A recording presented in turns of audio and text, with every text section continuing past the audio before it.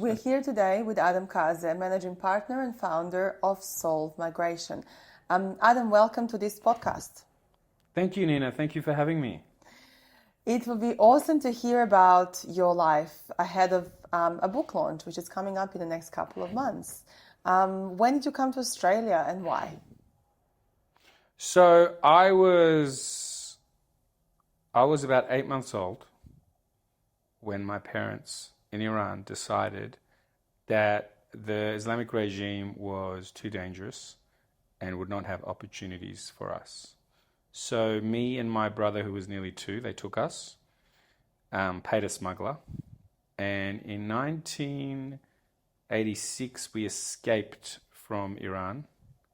My family was originally from a city called Yazd, but at that time we were in another town called Nayshabur. My father had a glasses shop, so he was an optical technician.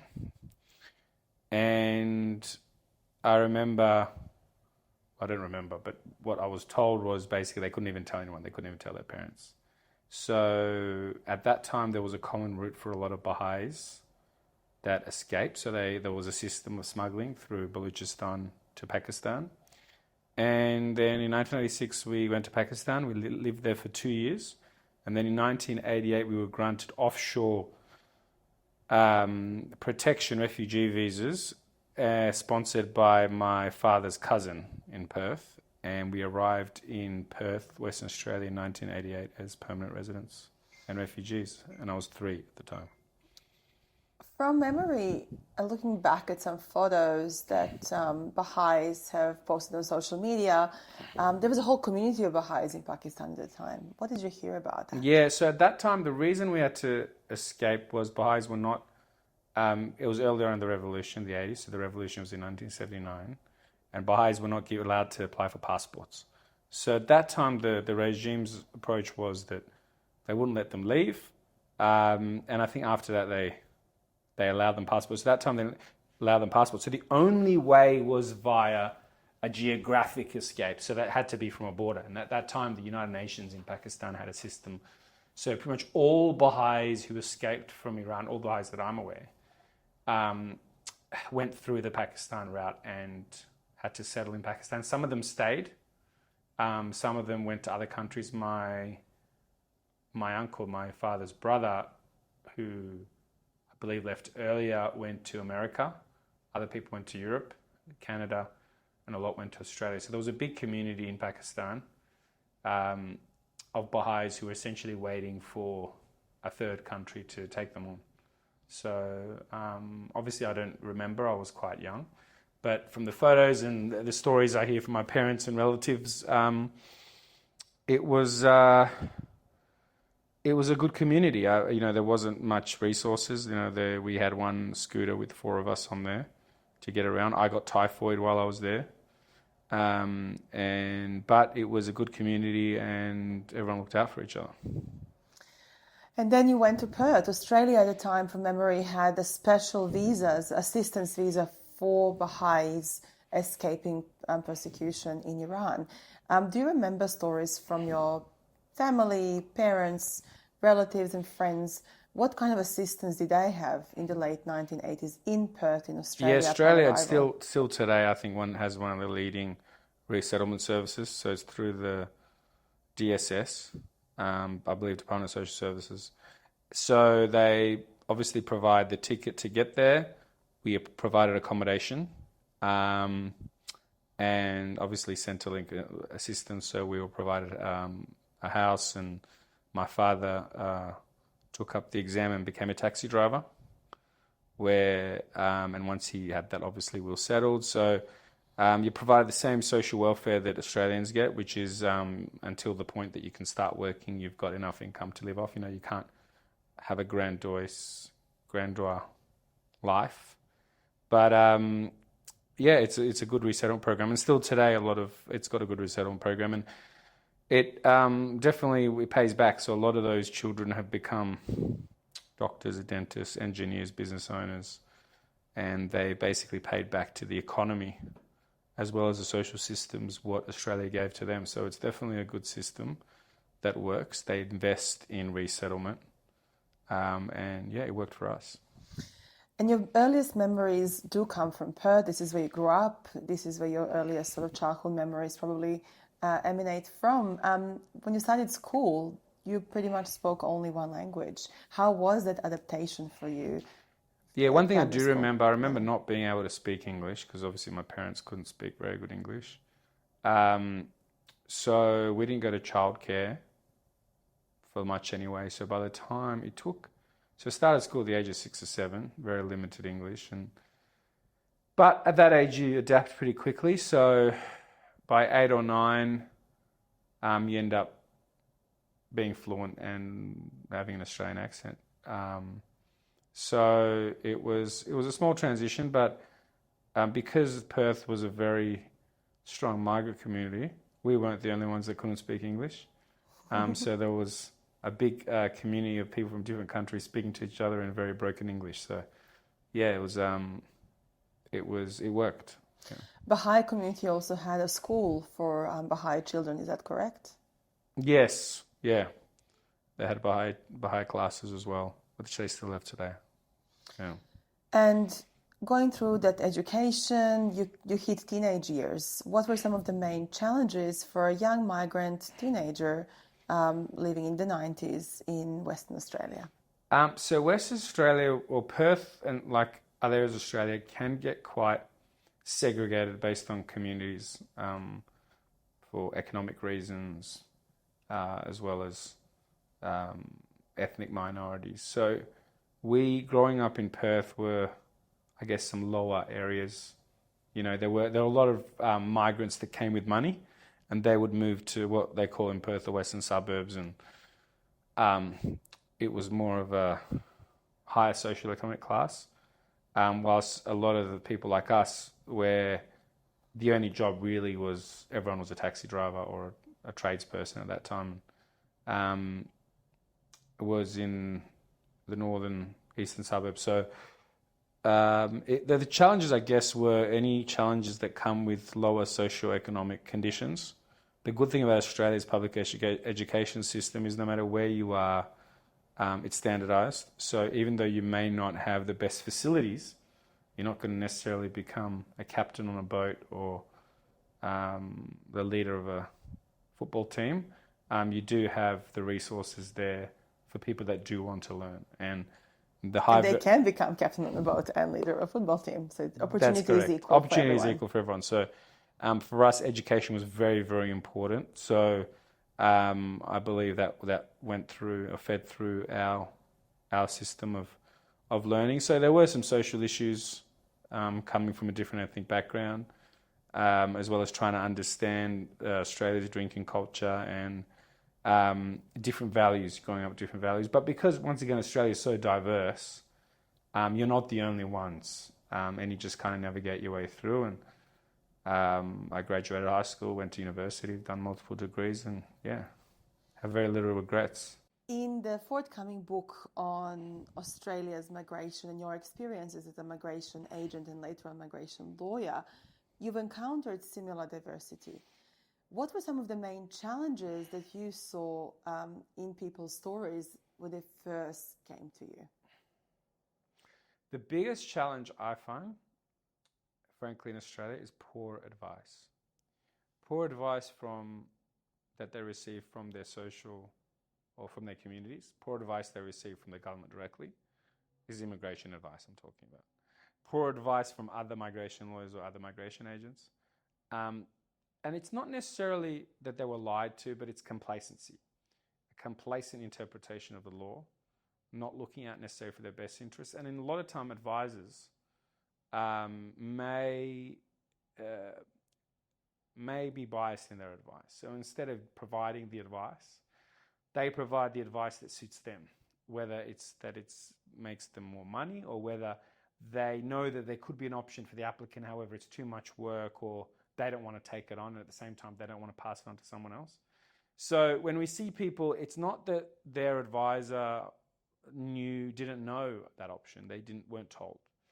And then later they become defensive. So one of the things we do at Solve Migration is we go through everything. So we go through every single option. Because we have the resources, we have the team. We outline even grandeur large options that can sound ridiculous. Because at that time, even though that option may sound illogical, expensive, later on, depending on their circumstance, they might go, well, actually, what if we did that thing you first spoke about? So we might say, look, you can, for example, we would have a client who's had a visa refused, and they're on the bridging visa A. Now, their lawyer will say, sorry, you're Section 48 barred. Therefore, you cannot lodge another application because their circumstances change. So they've lodged a student visa. That student visa has been rejected, and it's 2 years into the appeal. But the person doesn't want to study. But the agent they've spoken to has an agreement with a college and they're making commission from the person studying.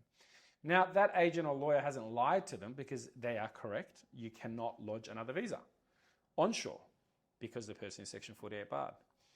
But one option, and we actually get this exact same scenario a lot, unfortunately, is we can look at the applicant and they go, well, your circumstances have changed. You now have a job. Why don't you just get a bridging visa B, go offshore, whether you're going for holiday anyway, because you can travel, or whether you just go for a trip for 1 day, lodge that new application, come back, and then you can be granted that new application in Australia. Now, once again, their previous advisor didn't advise them that. They haven't necessarily done anything wrong because you don't have to know every single path. I believe that most advisors know that option.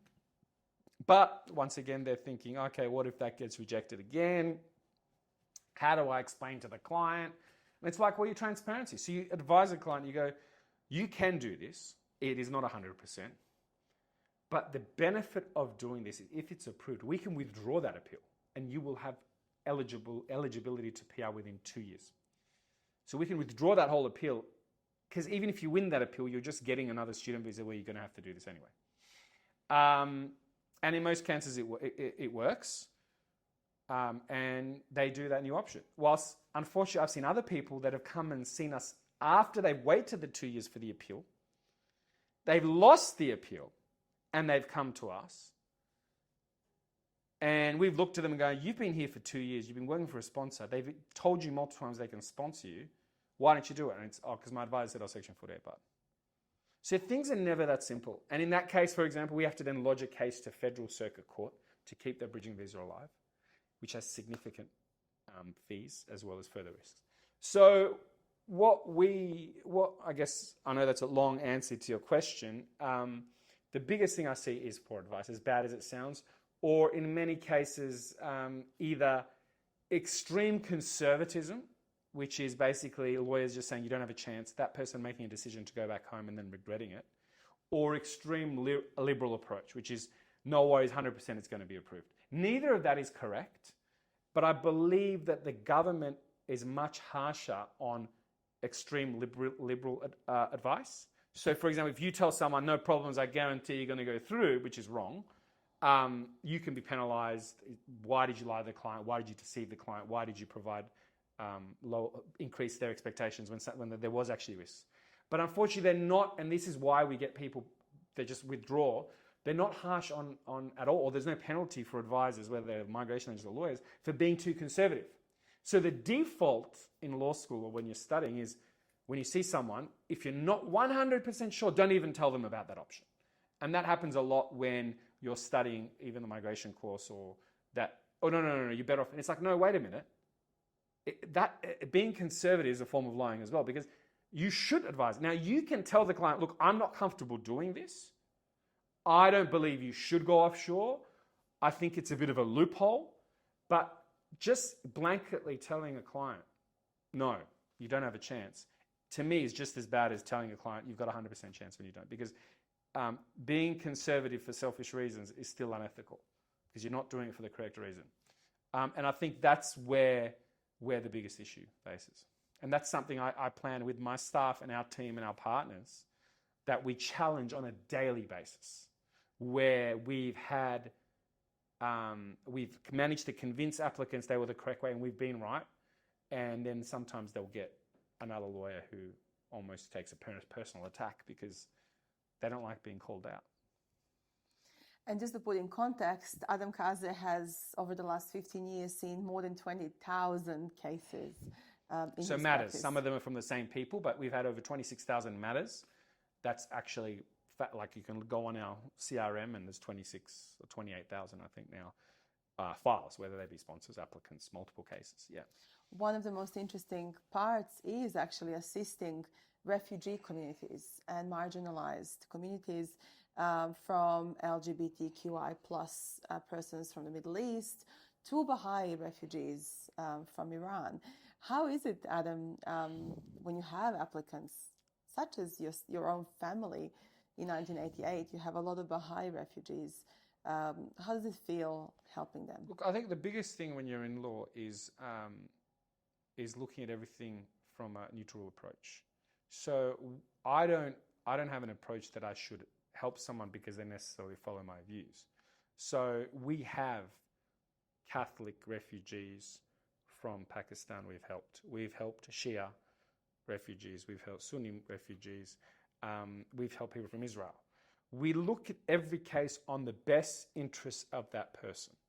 And it's a very dangerous area to get into, especially when you deal with communities, community lawyers. And that's something I try to stay away from. Like, I'm Iranian. So by default, if you look at a lot of migration, you would say, oh, well, most of your clients are probably from Iran, which is incorrect. So probably less than 2% of our clients are from Iran. We have many more Brazilians, Colombians, Indians, pretty much any other nationality. And that's because although we have the language support in our firm, we have people from all different nationalities, we look at everything objectively. We've helped a lot of Baha'is in Australia. We've people that have really suffered persecution. The ones I really am proud and I get a sense of fulfillment is when you help young people or people with families, because look, once you're older and you're used to a system, you may have a better social life or a better standard of living, right? But you're not going to migrate to a country in 40 or 50 and necessarily be able to have a much different life, right? It's when people have kids that are in their early teens and you see them, and we had one family that I didn't think they have a chance. We managed to bring them here on a tourist visa, which I said that they would basically be impossible. Sometimes, and that's where you sometimes think there's some divine intervention. And then once they were here, we managed to get a refugee visa on the basis of persecution, mostly because of education, because Baha'is aren't allowed to study university. And the oldest son after a few years, I saw in the newspaper, who when he migrated here, I think it was in his early teens, was the top of HSC in a certain subject, in maths, I believe it was, and he got into engineering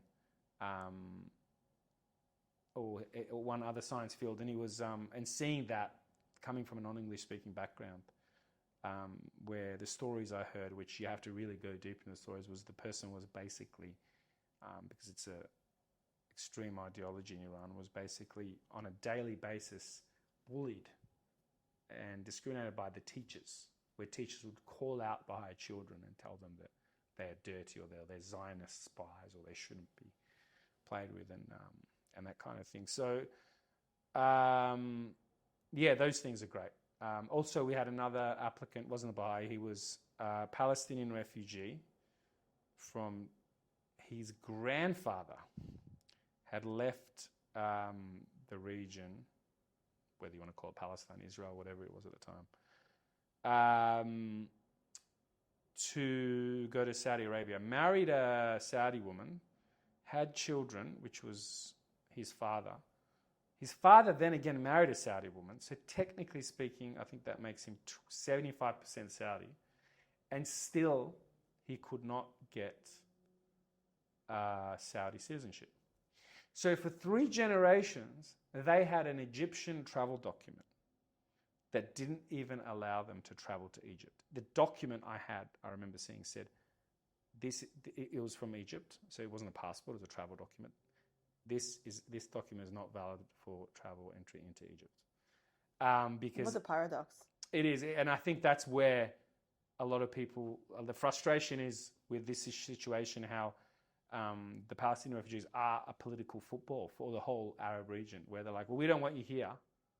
You are our anchor into into the war. So we want you to stay there so that you can be essentially a victim. And then what ends up happening is that in Saudi Arabia, he had three generations of discrimination. So they don't have access to everything. They have a visa that in Saudi Arabia that they have to renew every 5 years. So that's for 3 generations. So somehow he managed with this Egyptian travel document, never been to Egypt, from Saudi Arabia to get a student visa to come to Australia. And basically he was in my office and he was studying his course, and I looked at his case and went, you are stateless. You do not have a state. Your father didn't have a state. Your grandfather didn't have a state. So we applied for a refugee visa based on 2 factors. One, for being a stateless person. He couldn't even enter any other country. Second was the fact that he didn't have rights in Saudi Arabia. So he was essentially had the same rights as a student visa holder. And by the time we'd lodged it, I remember his visa had expired. He couldn't even renew. So he didn't actually have a country. Kind of like that movie with Tom Hanks, The Terminal. Yeah. Mm-hmm. And we helped him. We had a real long, I think it took a year or 2, and then we had an interview, and I remember he got the permanent residency, and within a year he was an Australian citizen. That is absolutely incredible. And that is he had a state for the first time. It took 1 year from residency to become an Australian citizen, when over 50 years their family couldn't become citizens. He was 30, so for 30 years his life couldn't, but it took him 1 year from the time that Australia recognised him as a permanent resident to him becoming an Australian citizen. What a life-changing story. And that is something that I'm proud every day of Australia, of something that their system, their non-discriminatory system, and it's something that we should all be proud of. So with over 20 years of experience of working in this field, there is finally a book coming out. Tell me, how did this idea come to fruition? And why did you decide to write a book about it? I remember we were having a chat, and it was basically, a lot of the time we sit around and talk to friends or staff, new staff, because our team is very diverse. We've got not only from different countries, we've got people that have been with us for over 10 years and new grads that have only been with us for a year. So a lot of the times we share stories of what it used to be like. And a lot of the time we sit there and tell stories, and we make a joke with my friend Marcus. He says, you've got to make a Netflix documentary, because this is literally like a movie. And I always thought that some of these cases are so bizarre. Some of them are very heartwarming. But it needs to be written down. You know what I mean? It needs to be written down. So went through the files, and we found so many cases, and it was actually easier. And at that time we were having a discussion about, we should write this down. And I haven't written anything for so long. But after going through it and just going through all the submissions of the work, it was actually easier. It just came naturally. And then initially it was going to be quite just a factual summary of cases. And then in that process, it started becoming a real personal story. About my story, and then my life in Australia, the challenges, and how that tied into the empathy tied into the business approach towards clients to obtain outcomes. And then that is where I believe the book added a very narrative focus. A lot of the names and some of the information was changed to provide more of a fluid reading for the common person. You don't have to be a lawyer to understand the book. And we're really excited to launch it, to provide people an understanding of what migrants have to go through, the bureaucratic red tape, but also the ending and the feat that you feel that you've accomplished, or the client has accomplished. Because at the end of the day, I'm just driving the car, It's the client who's giving me the directions. I'm just giving the directions, the client is driving the car. Well, we hope that you will also equally enjoy the book. It's in production at the moment. It will be available by the end of this year. Adam Khaze, thank you very much for your insights, for sharing your personal story, for being honest about the challenges which have led you to this point. And lastly, if you had one piece of advice for a new migration lawyer, just graduated, full of hope for the future, what would that be? Follow your gut feeling. Anything is possible. A lot of the time you will learn more from your clients than your clients will learn from you. It's good to take advice from senior people, but when I first started out, it was me that followed my gut and said, why? Question everything. Why can't we do this? And as absurd as the solution sounds, put it on paper, draw out a process map, give it to your client, advise them of the risks. And if you are successful, it would open up opportunities for you.